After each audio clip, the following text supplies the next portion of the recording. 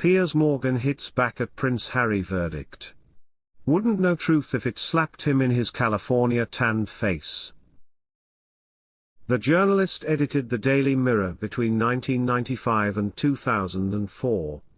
Piers Morgan has unleashed a no-holds-barred statement in response to the High Court's ruling that Prince Harry was the victim of phone hacking by Mirror Group newspapers, MGN. Welcome to Royal Pancakes.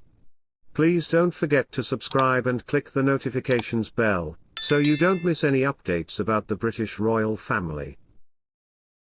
Mr. Justice Fancourt ruled in favour of the royal in 15 of the 33 articles that Harry claimed were the product of phone hacking, or the product of other unlawful information gathering. The High Court judge also accepted evidence that Morgan knew journalists were involved in phone hacking during his tenure as editor of the Daily Mirror. The Duke of Sussex has been awarded £140,600 as part of the judge's ruling. Speaking to the press outside his London home, Morgan said, "A judge in the High Court in London has ruled on various cases including Prince Harry's claim against Mirror Group newspapers where I was an editor until 2004. The judgment finds that there is just one article relating to the Prince published by the Daily Mirror during my entire tenure as editor, and this may have involved some unlawful information gathering. To be clear, I had then and still have now zero knowledge of how that particular story was gathered. All his other claims against the Daily Mirror under my leadership were rejected." In regards to the judge's other references to me in his judgment, I also want to reiterate, as I've consistently said for many years now, I've never hacked a phone or told anybody else to hack a phone. Nobody has produced any actual evidence to prove that I did. I wasn't called as a witness, it's important for people to know this, by either side in the case, nor was I asked to provide any statement.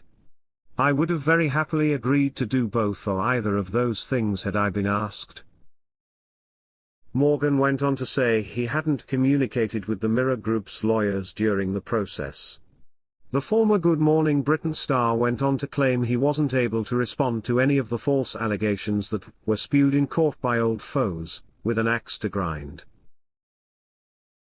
Most of which were inexplicably not even challenged in my absence by Mirror Group counsel, he continued.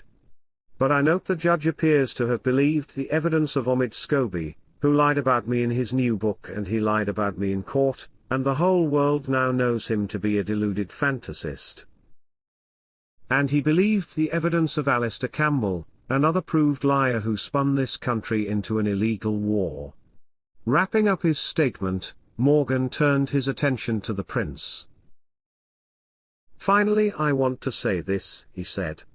"Prince Harry's outrage at media intrusion into the private lives of the royal family is only matched by his own ruthless, greedy and hypocritical enthusiasm to do it himself.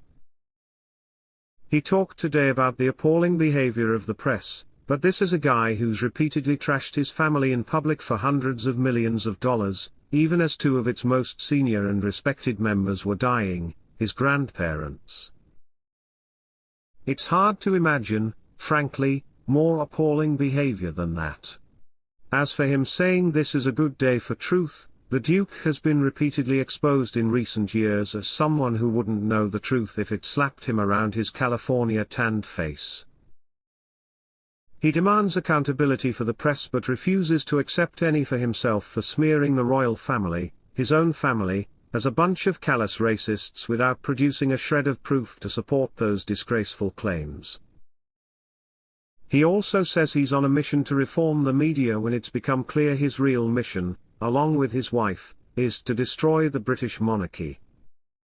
And I will continue to do whatever I can to stop them." In a statement of his own, the Duke of Sussex also took a personal aim at Morgan following the verdict.